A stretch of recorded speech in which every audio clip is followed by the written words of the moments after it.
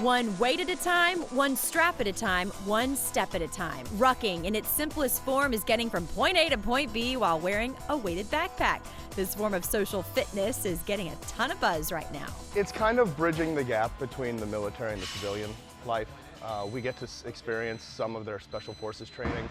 It by no means is exactly like special forces training, but just to get an idea of what they go through. Brian Eagleton and Dow Hickam are part of the Houston Rucking Club, and they say they look to active special forces, Navy SEALs, or Marine Force Recon and base the rucking missions and challenges on the military's real-life experiences. Challenge will start at about 9 p.m. and it'll go to 9 a.m., maybe 10 a.m. It's in the middle of the night. It's all in the middle of the night.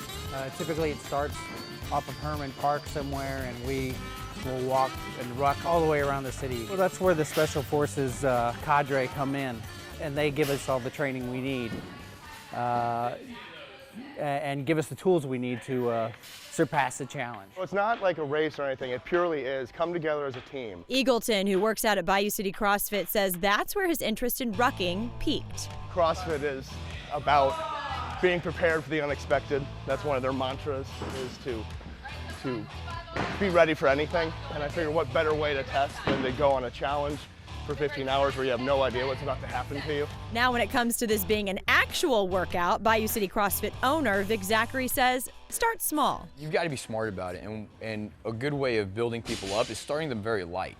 Start them with just a pack with nothing in it, and then you can add 5 pounds, add 10 pounds, slowly add that up to where you're building the tolerance and you're building the strength in your body. And then footwear. You know, running around in tennis shoes with a 45-pound ruck isn't going to be good for your ankles. You roll your ankles all the time doing this, so you've got to have nice, good ankle support. You've got to learn how to take care of your feet. The blisters in your feet, you're going to have that. And you've got to start with 1 mile, 2 miles, and then slowly build up to where you're trying to get that 12 miles. You know, one of our time frames is 15-minute miles. So a big military test, you got to do 12 miles in 3 hours. And that's kind of a big test for a lot of the military schools. Zachary knows what he's talking about. As a decorated member of the military, he knows what it really takes when it comes to rucking. You got to figure out where people get tired and how they act when they're tired.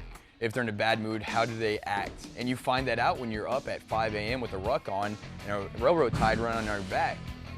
You figure out who will push through the pain and who will start crying about it. You learn how to pull deep from within, because at the same time, you don't want to drag your partner down. He's suffering, I can suffer too. He's keep going, I can keep going. And so that drives people a lot. Ask any rucker and they'll tell you it's demanding mentally and physically, but the teamwork and friendships that blossom pull you through. After my first one of these, I swore I would never do one again. And then now I've done 7 or 8 of them ever since then. They're addictive. Michelle Merhar, Fox 26 News.